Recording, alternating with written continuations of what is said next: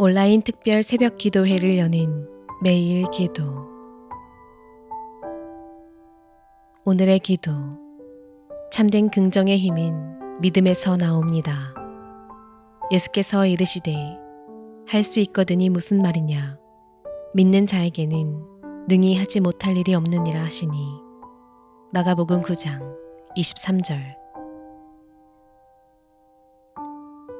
믿는 자에게는 능히 하지 못할 일이 없다는 말씀을 노래하며 다 잘 될 것이라고 긍정하며 살았습니다. 그러나 긍정의 힘이 반드시 믿음은 아닌 것을 깨닫습니다. 하나님께로부터 나오는 참된 믿음의 긍정으로 인생과 사건, 사람을 바라보기 원합니다. 하나님을 긍정하고 하나님이 선물로 주신 믿음을 받아들일 때 내게 일어나고 있는 이 모든 사건이 비로소 믿음의 사건이 될 것을 믿습니다. 연약한 육신 속에서도 겸손을 배우고 고통 중에도 하나님이 일하시는 것을 보게 하옵소서. 돈이 있어도 돈이 없어도 자족하게 하옵소서. 문제가 아니라 하나님을 바라볼 때 하나님의 놀라운 능력 가운데 살게 될 것을 믿습니다. 사방이 막혔을 때는 얼른 전능자의 그늘로 달려가게 하시고 헤쳐나갈 수 없는 풍랑을 만날 때는 서둘러 주님을 깨우게 하옵소서. 예수님의 이름으로 기도합니다. 아멘. 한 번 더 깊이 묵상하며 기도하시기 바랍니다. 온라인 특별 새벽 기도회 결코 돌아서지 않으리 첫 번째 주 목요일입니다. 오늘 우리에게 주시는 하나님의 말씀은 로마서 8장 5절에서 8절까지 말씀입니다. 육신을 따르는 자는 육신의 일을, 영을 따르는 자는 영의 일을 생각하나니 육신의 생각은 사망이요 영의 생각은 생명과 평안이니라. 육신의 생각은 하나님과 원수가 되나니 이는 하나님의 법에 굴복하지 아니할 뿐 아니라 할 수도 없음이라. 육신에 있는 자들은 하나님을 기쁘시게 할 수 없느니라. 바울은 육신을 따르는 자는 육신의 일을, 영을 따르는 자는 영의 일을 생각한다고 말합니다. 여기서 육신을 따르는 자는 불신자, 영을 따르는 자는 성도를 말합니다. 따라서 8장 5절은 불신자와 성도 사이의 대조를 보여줍니다. 먼저 육신을 따른다는 것이 무엇을 의미하는지 살펴보겠습니다. 육신이라는 말은 바울이 불신자들을 묘사할 때 일반적으로 사용하는 표현입니다. 갈라디아서 5장이 대표적이죠.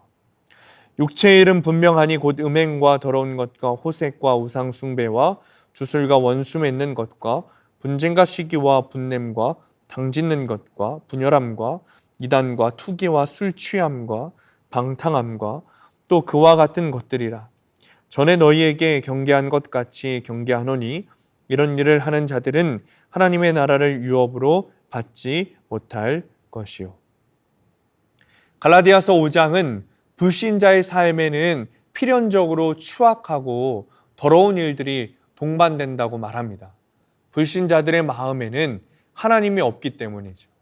그들은 하나님에 대한 생각 없이 직장 생활을 하고 하나님에 대한 생각 없이 가정을 꾸리고 하나님에 대한 생각 없이 인간관계를 가집니다. 그들은 하나님에 대한 생각 없이 정치와 사회활동을 합니다.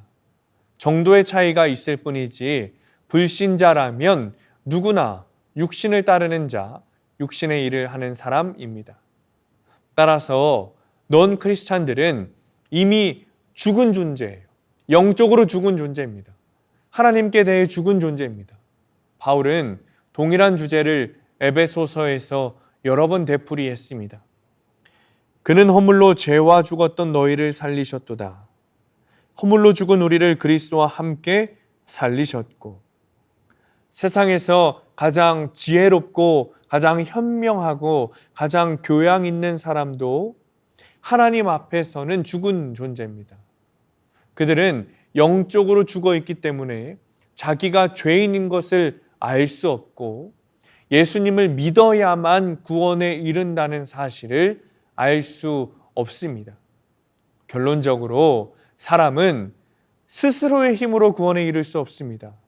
불신자는 자력으로 내 힘으로 하나님을 알 수 없고 자력으로 회심할 수 없습니다. 불신자에서 성도가 되기 위해서는 다시 태어나야 됩니다. 전혀 새로운 존재가 되어야 합니다. 그러므로 하나님께 우리는 감사해야 해요. 우리가 예수님을 믿을 수 있었던 것은 하나님께서 우리를 다시 태어나게 하셨기 때문입니다. 하나님께서 우리를 전적으로 변화시켜 주셨기 때문입니다. 그렇다면 성도의 특성은 무엇일까요? 성도는 영을 따르는 자, 영의 일을 생각하는 사람입니다. 먼저 영을 따른다는 표현을 살펴보겠습니다. 영을 따른다는 것은 성령님의 지배를 받고 있다는 뜻입니다. 성령님의 지배를 받고 있다는 것은 성령님의 인도하심과 그리고 보호하심 속에 있다는 뜻이죠. 바로 이것이 로마서 8장 1절의 가장 강력한 근거입니다. 8장 1절에 뭐라고 우리에게 말하고 있죠? 그러므로 이제 그리스도 예수 안에 있는 자에게는 결코 정죄함이 없다. 성도에게는 결코 정죄함이 없는 겁니다. 성도에게는 하나님 앞에서 죄인으로 여겨지지 않는 겁니다. 성도와 하나님과의 관계가 끊어지지 않습니다. 성령님의 역사 때문이죠. 그러므로 우리 그리스도인들은 더 이상 외톨이가 아닙니다. 성도는 혼자가 아닙니다. 성령님이 함께하는 사람입니다. 성령님은 성도를 인도하시고 보호하십니다. 성령님은 성도들을 영원한 영광으로 인도하는 일에 절대로 실패하지 않으십니다. 누군가가 성도라는 증거는 그 사람이 영의 일을 생각하는지 여부에 달려 있습니다. 성도라면 마땅히 영의 일을 생각하기 마련입니다. 불신자들은 영의 일을 생각하지 않습니다. 하나님과 자신과의 관계를 생각하지 않습니다. 그들은 이러한 것들을 생각할 수도 없습니다. 기록된 바 하나님이 자기를 사랑하는 자들을 위하여 예비하신 모든 것은 눈으로 보지 못하고 귀로 듣지 못하고 사람의 마음으로 생각하지도 못하였다 함과 같으니라. 우리는 어떠합니까? 우리는 영적인 것들을 생각하고 있습니까? 우리는 성경을 더 깊이 알고 싶어 합니까? 우리는 우리 하나님에 대해 더 많이 알고 싶어 합니까? 만약 그렇다면 우리는 확신할 수 있습니다. 우리는 영을 따르는 자, 즉 성령님의 지배 아래 있는 자입니다. 따라서 우리는 하나님의 자녀이고 영원한 구원을 약속받은 사람이죠. 성령님의 역사는 어떤 기적적인 현상으로 나타나는 것이 아닙니다. 우리가 아무렇지 않게 여기는 생각 속에 나타나 있습니다. 성령 하나님의 역사는 우리의 생각을 바꾸는 것부터 시작됩니다. 성령님께서 우리 마음에 새로운 생각을 계속해서 주십니다. 이것이 복음의 가장 큰 능력이에요. 우리 안에는 육신에 속한 생각이 있고 성령에 속한 생각이 분명히 있습니다. 그러므로 우리는 모든 생각의 뿌리를 확인하고 살아야 합니다. 생각이 별거 아닌 것처럼 여겨질지 모릅니다. 아닙니다. 우리의 삶에 있어서 가장 근본적이고 가장 강력한 것이 생각의 변화입니다. 그 다음에 삶의 모든 영역에서 엄청난 변화가 일어나는 겁니다. 로마서의 나머지 부분에서 우리는 그것을 보게 될 겁니다. 생각 속에 역사하시는 성령님을 아는 것은 여러분 정말 흥분되는 일이 아닐 수 없습니다. 이제는 우리가 육신에 주는 생각을 따라 살지 말고 성령님의 생각을 따라 살아야 합니다. 우리에게 육신을 따라 살지 않고 성령을 따라 사는 것이 반드시 있어야 합니다. 그러면 하나님의 말씀대로 살 수 있습니다. 성령님이 도와주십니다. 사랑하는 성도님들, 우리에게 성령님께서는 분명한 당신의 생각을 이렇게 넣어주십니다. 성령님의 영을 따라 살도록 그리스도인인 우리를 이끌어 주십니다. 그러나 우리가 그것을 놓치고 순종하지 못하는 이유는 육신이 주는 생각을 우리가 더 좋아하기 때문이죠. 육신이 주는 생각이 우리에게 쾌락을 주고 기쁨을 주기 때문이죠. 그러나 그 쾌락과 기쁨은 일시적입니다. 영원하지 않습니다. 성령님을 따라 사시기 바랍니다.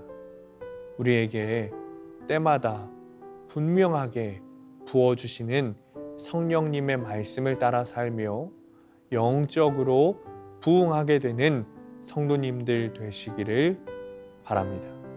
기도하겠습니다. 주님, 우리 안에는 육신의 생각과 영의 생각이 있습니다. 그러나 여전히 육신의 생각이 주는 쾌락과 기쁨을 따라 살 때가 많습니다. 주님, 이제는 성령의 생각을 따라 살기를 원합니다. 성령님이 주시는 마음을 따라 살기를 원합니다. 주님의 마음에, 주님의 생각에 우리가 순종하며 살게 하시고 그것으로 주님께 영광 돌리는 우리가 되게 하여 주옵소서. 예수님의 이름으로 기도합니다. 아멘.